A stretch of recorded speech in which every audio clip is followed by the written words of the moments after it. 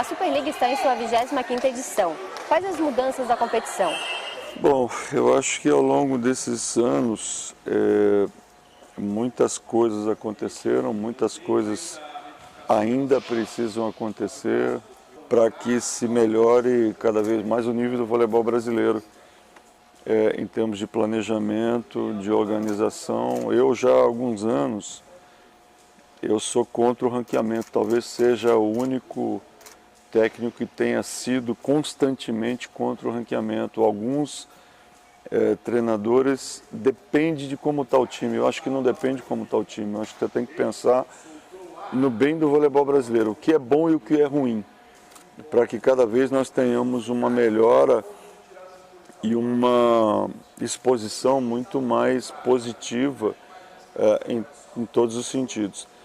E acho que o ranking ele já tem complicado a vida de vários times durante alguns anos. Haja vista a situação que nós tivemos durante vários e vários anos, a mesma final. Quer dizer, sempre se falou em equilíbrio, é justamente o que nós não tínhamos é equilíbrio. Exatamente esses dois. Os menores ficavam em cima do muro e, para não serem afetados, também votavam a favor do ranking. Eu não vejo uma coisa positiva. Eu acho que o positivo é quando é boa para todo mundo e que você pensa na melhoria das relações, na melhoria dos times, no crescimento das equipes. Talvez esse ano nós tenhamos uma das Superligas mais equilibradas em função da quantidade de estrangeiros, na quantidade de jogadoras que ficaram no Brasil, que também não sei se é uma coisa positiva ou não, porque a própria seleção teve bons momentos quando algumas das jogadoras estavam atuando fora do Brasil, mas isso para a Superliga não é positivo porque as jogadoras mais importantes atuam fora. Um dado para vocês, a seleção americana, que hoje, a meu ver, é a melhor seleção do mundo, tem 264 jogadoras atuando fora dos Estados Unidos em 33 países. Hoje a gente tem poucas nossas atuando fora, né? E algumas que vão para cá fora acabam sofrendo lesões. O treino, a fórmula é mais puxada fora?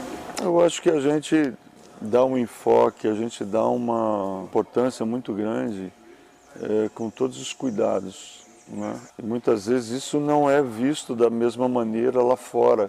Quer dizer, a jogadora ela vai, ganha o seu dinheiro, mas como ela é estrangeira, ela muitas vezes tem que jogar machucada, ela é obrigada a jogar machucada. Os clubes não querem muito saber se ela está lesionada ou não. Tem um contrato, ela tem que jogar. E aqui a gente tem um cuidado muito maior para preservar a lesão, para preservar a jogadora, para ter uma vida útil mais longa. Então eu acho que muitas vezes eu digo para pais, né, que muitas vezes querem que as suas filhas ganhem dinheiro, que vão jogar fora do Brasil, e a própria jogadora, eu acho que muitas vezes isso não é muito adequado. Eu acho que tem que ir onde tem um bom planejamento, onde tem uma boa organização, onde tenham cuidados adequados, como é uma boa fisioterapia, um bom departamento médico, cuidados especiais, porque são jogadoras de alto nível.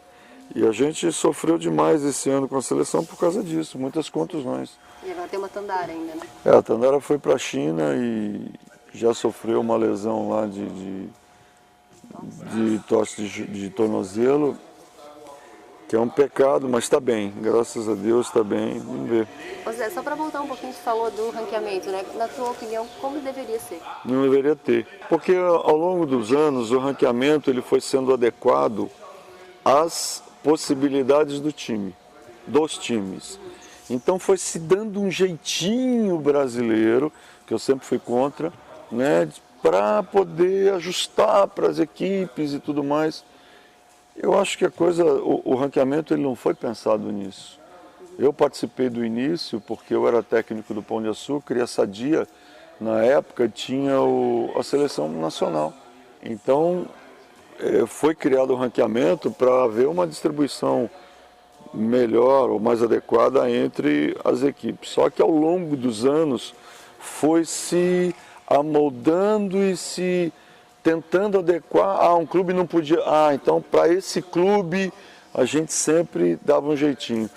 Eu acho que não se colocou parâmetros, não se colocou coisas importantes. Vou dar alguns exemplos. Vou dar 2 exemplos que para mim são clássicos. Ok, você faz categoria de base, você constrói categoria de base, você investe em categoria de base. Está perfeito. Então você tem que ter um retorno atrás disso. Concordo plenamente. Então se a jogadora começou a jogar lá, ou foi para lá depois de 2 anos, começou a jogar, ou 3 anos, que seja, e ela pertence ao teu time, uma das regras era essa jogadora no adulto, se ela continuasse no time, ela valeria 0. Mas eu acho que ela não pode valer 0 ad eternum, ou seja, eternamente 0. Porque ela evoluiu, jogou na seleção, ela tem uma história aonde mudou. Então dá um prazo, 3 anos, 4 anos, mas não eternamente essa jogadora valendo 0 para esse time. Aí, outra regra, você importa a jogadora que está jogando fora do país. Uma jogadora vai para a Itália, passa um ano jogando na Itália, você repatria a jogadora, ou repatriava, né? E ela valia 0, eternamente. Quer dizer, olha o absurdo, olha o cúmulo que se fez na Superliga. Então se montou verdadeiras seleções para jogar. E o que falta para mudar? Não, agora se melhorou. Hoje você tem só pontuada jogadoras de 7 pontos, que eu acho que precisa parar, entendeu? Eu acho que a Superliga durante alguns anos foi uma palhaçada. Tem alguma outra liga que segue esse modelo? Ninguém no mundo faz isso. O único que fez o Brasil, e depois começou a se ajustar, se arrumar para que alguns clubes levassem alguma forma de... Então eu sou contra isso. Eu acho que não se atingiu o que se deveria, e agora está se mudando um pouco. Enfim, eu acho que mercado livre, deixa rolar, não importa. O meu budget, o meu orçamento é aquele, eu tenho que trabalhar com aquele, e tenho que me virar daquilo. O que eu faço, muitas vezes eu ponho dinheiro no time, mas eu não vou ficar chorando, entendeu? É o trabalho que eu gosto de fazer, eu me propus a fazer, trabalhar com a base de Barueri. Eu acho que eu não posso ficar arrumando subterfúgios ou arrumando regras para poder burlar alguma coisa. A regra é essa, e eu tenho que cumprir, tenho que fazer, é o budget que eu tenho, o orçamento que eu tenho, e vamos trabalhar porque é o que interessa.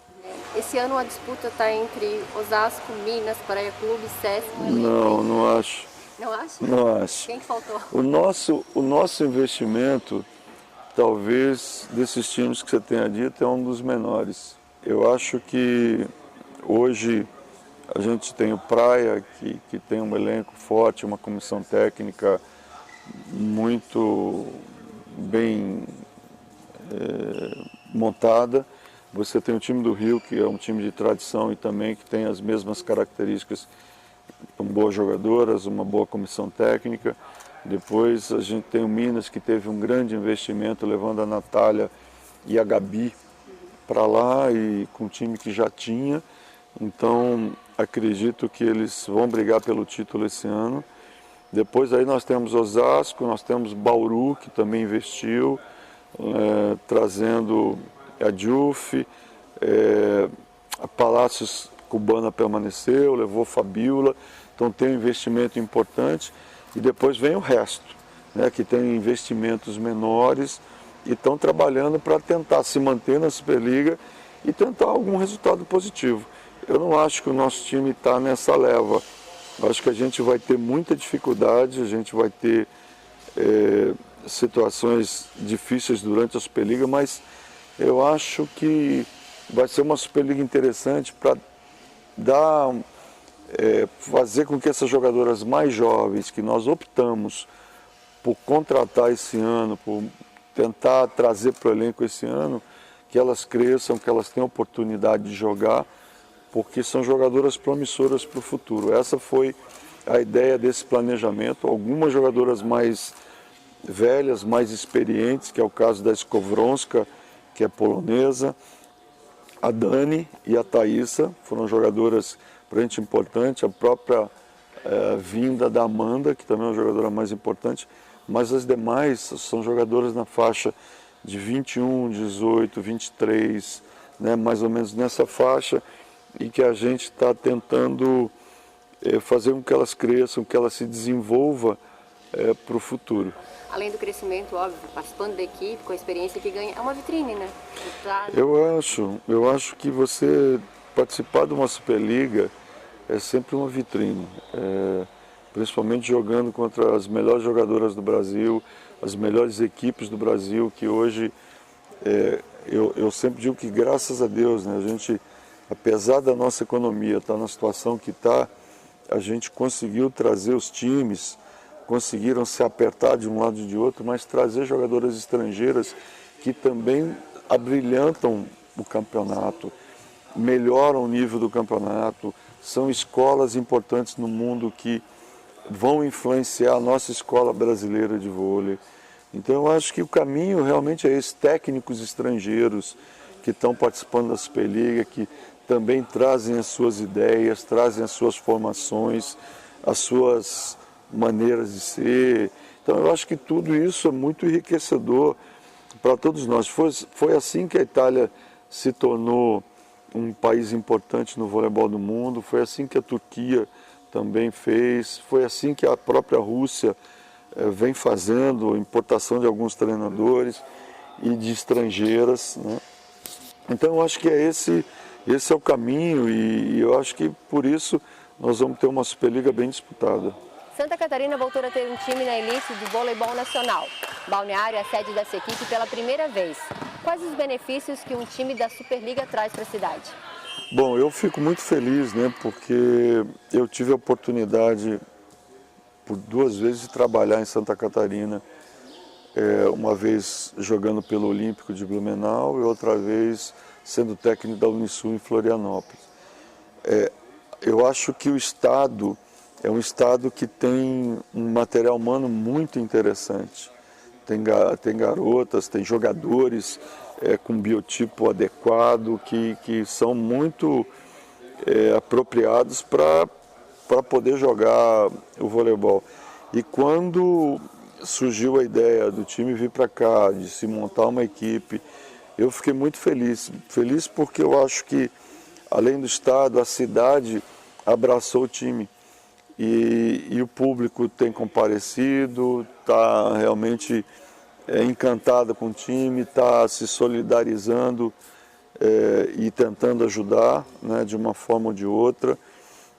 É um começo, e todo começo é difícil, mas não é difícil de pegar, não é difícil das coisas acontecerem. Eu torço muito o Maurício, que é o técnico, ele tem um carisma muito grande, é um cara que é trabalhador, está com uma comissão técnica muito bacana e as meninas acreditaram na proposta. Então eu acho que as condições são adequadas, né? Eu gostei muito do ginásio, tem, lógico, coisas a fazer, mas o piso é excepcional, um dos melhores pisos que eu já treinei e joguei. Então tem coisas que são importantes, lógico, dá uma ajeitada aqui, outra lá, mas eu acho que a cidade está pronta para receber todos os times e acredito que possa fazer bons jogos contra todos os times, né? Então eu torço muito porque é mais uma praça importante, é mais uma cidade importante e quando o público começa a gostar da modalidade, quando o público abraça a modalidade, é tudo que nós precisamos, que a gente quer difundir, a gente quer levar o voleibol para todos os cantos do Brasil e aqui é um clima, a atmosfera, eu acho muito propícia, juntamente com as categorias de base, que eu sei que o Maurício está tem tudo para dar certo e eu torço muito para que isso aconteça. O time de Balneário Camboriú enfrentou seguidas derrotas desde sua estreia na competição. Qual o seu conselho para o time permanecer na elite do voleibol nacional? É sempre assim, isso acontece porque aconteceu com a gente o ano passado, né? Quando você entra da Série B, você pega os times mais fortes no começo da Superliga. A tabela sempre foi feita dessa maneira. Então, está acontecendo isso com o time de Balneário, mas é normal que isso aconteça. Depois vai diluindo, vão pegando os times que já estão um pouquinho mais para trás da classificação. Essa fase é mais difícil, é saber que vai encontrar as melhores equipes, que vai se perder, mas o importante é fazer jogo duro contra todo mundo. E que o time acredite, que o time saiba que com o treinamento vai melhorar, com o tempo vai melhorar, e que o trabalho é o que tem de mais importante. Então, eu penso dessa maneira. O começo sempre é muito difícil, mas as coisas vão acontecendo, o público vai prestigiando, vai vindo, ajudando o time vai começando a fazer jogos duros contra todos os times e vai acreditando no seu potencial, que eu acho que é o que vai acontecer aqui, que é o que aconteceu com a gente. Nós ficamos em quinto ano passado na Superliga, vindo da Série B. Então é o que o Maurício sabe, ele tem essa experiência e vai passar por isso, não tenho dúvida. Você iniciou um projeto há 2 anos em Barueri com investimento na categoria de base. Como é ter um time que desenvolve craque desde a base? Eu acho que isso deveria ser uma regra da Confederação Brasileira de Vôlei. Os times que participam da Superliga obrigatoriamente têm que fazer categoria de base. Não pode ser em outro estado, pode ser investindo em outro estado, que tenham 2 categorias, né, mas que é importante investirem em projetos. Em Barueri, a gente tinha sofrido um baque, porque em 2015 a prefeitura tinha resolvido acabar com as categorias de base de Barueri. E quando eu comecei a coordenar a parte técnica da seleção brasileira de base, eu comecei a ver que algumas jogadoras vieram das categorias de base de Barueri. E na realidade não é conta de mentiroso, mas entre a seleção sub-18 e sub-20 tinham 7 jogadoras. E aquilo me chamou muita atenção, eu disse, pô, esse projeto não pode acabar. É muita gente, é um projeto vitorioso, um projeto bacana, né? E aí foi quando eu voltei a falar com o prefeito, o Rubens Fulan, ele aceitou prontamente junto com o secretário de esportes, o Tom Moisés, e a gente retomou as categorias de base, juntamente com o adulto, que eu acho que o adulto é o espelho, né? Então eu vejo hoje a gente jogando contra grandes equipes lá no campeonato e fico muito feliz de vendo o desenvolvimento dessas atletas. A gente não está investindo só para que essas atletas sejam jogadoras de seleção nacional, mas que elas tenham uma perspectiva de futuro, que elas possam estudar em melhores colégios, em melhores universidades, que elas tenham a possibilidade de uma bolsa de estudo nos Estados Unidos, sei lá, de estudar fora do Brasil, que seja na Austrália, na França ou na Inglaterra. Enfim, eu acho que é para abrir um pouco e trabalhar na parte social, dar oportunidade a essas crianças de poderem participar de um time, de um projeto, significa regras, significa disciplina, significa formação. Então é o que a gente espera, que a gente consiga colaborar e retribuir a essas crianças, esses adolescentes, tudo aquilo que o voleibol deu para a gente, né? Não pensando em dinheiro, não pensando em coisas materiais, mas que a gente consiga transformar essas crianças em cidadãos melhores, cidadãos mais conscientes, mais respeitosos. Eu acho que é por aí. Como você avalia a inserção de atletas transgêneros na equipe de voleibol? Eu não sou contra nada. Eu acho que eu sempre disse, que se a Federação Internacional ela aprova, se a Confederação também aprova, não sou eu que vou dizer que sim ou não. Eu acho que é uma regra que tem que ser colocada. Eu acho que a Federação Internacional pediu mais um tempo para fazer exames, para ver, para poder ter uma ideia melhor a respeito.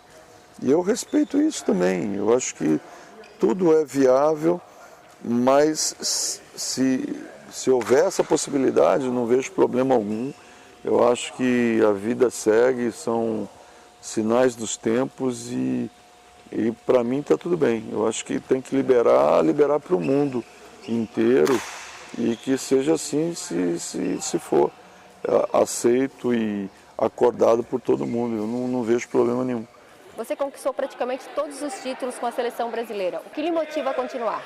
Eu sou, na realidade, um professor de alma, né? Quando eu comecei a jogar vôlei, eu me apaixonei tanto pelo esporte, porque eu jogava futebol, e que eu já tinha, logo no começo da minha carreira de vôlei, já tinha um objetivo claro, que eu ia me tornar um técnico no futuro. Isso ficou muito óbvio para mim, tanto é que eu fiz educação física, eu fui dar aula em colégio público durante alguns anos, eu conheço bem o que é esse significado e sempre foi a minha paixão. Então, o que me leva é essa paixão por ensinar, essa paixão por trabalhar com grupos, essa paixão por aprender, eu acho que a gente está aprendendo todos os dias, ganhar, perder, disputar, mas viver intensamente aquilo que você faz. Eu vivi a minha vida inteira, 50 anos, dentro de ginásio, dentro de quadra, treinando pessoas. E eu não me vejo ainda fora disso. Daqui a pouco, talvez eu me aposente, porque daqui a pouco vai chegar a hora, né?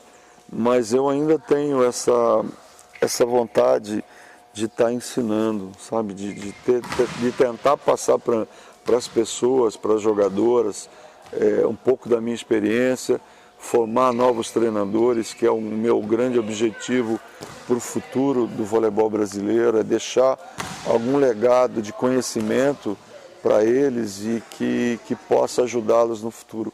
Eu acho que isso é o que me motiva a continuar. Vivemos na seleção um momento de entre-safra. Como lidar com essa quebra de sequência e construir uma equipe para as Olimpíadas de 2020? Eu acho que a gente vai passar estamos passando um período difícil, né, na seleção. Isso faz parte, é cíclico. Todas as seleções do mundo passaram. A gente teve um ano de 2017 muito bom, porque foram 3 vitórias em 4 campeonatos que nós disputamos e um vice-campeonato. Mas tivemos um ano de 2018 muito complicado. As jogadoras já, quando chegaram, algumas voltaram com contusões, algumas jogadoras contundidas na própria seleção, quebraram mão, enfim. Não foi um ano muito legal e era um ano importante, um ano de mundial, que a gente não pôde contar com todas as jogadoras. Acho que essa nova geração que está aparecendo nós não vamos ter muitas jogadoras que nós vamos poder usar em 2020, porque nós estamos aí há menos de 2 anos dos Jogos Olímpicos, mas acho que nós temos um bom time, que se a gente conseguir com que essas meninas se recuperem, que essas meninas realmente tenham um foco grande para a Olimpíada de 2020, a gente pode pensar numa medalha. Então eu ainda tenho um sonho, acredito que isso possa vir a acontecer, porque sei que elas se superam, elas fizeram coisas importantes já e conheço bem o grupo. Então vamos torcer para que tudo no futuro dê certo, que elas voltem em melhores condições, que a gente não tenha gente machucada, né, que tudo tenha acontecido em 2018, que em relação à seleção foi muito ruim, mas que 2019, 2020 nós tenhamos anos melhores, sem muitas contusões, com melhores resultados. Qual título falta para o Zé Roberto conquistar? Eu acho que eu vou me aposentar sem ele. Eu acho que o Campeonato Mundial de Seleções, porque eu sou campeão mundial de clubes pelo Fenerbahçe da Turquia, mas campeão mundial por seleção, esse eu acho que eu vou ficar devendo, porque eu não sei se eu vou chegar até o próximo. Qual a dica que você deixa para um atleta que quer ser um atleta de voleibol? Não, eu sempre falo para essas futuras gerações que não existe mistério, né? Primeiro, é a paixão que você tem pelo esporte. Depois a segunda coisa é que eu ouço muito as pessoas falarem que querem ganhar, que querem ser campeões. Pois bem, o maior problema das pessoas que querem ser campeões, que querem ganhar, é que não querem pagar o preço para serem campeões. Para serem campeões tem uma trajetória de sacrifício, dedicação, de disciplina, de muita repetição, de muitas horas de treinamento, de muitos erros e acertos, né? Então não tem mistério, mas a primeira coisa é amar muito aquilo que você faz.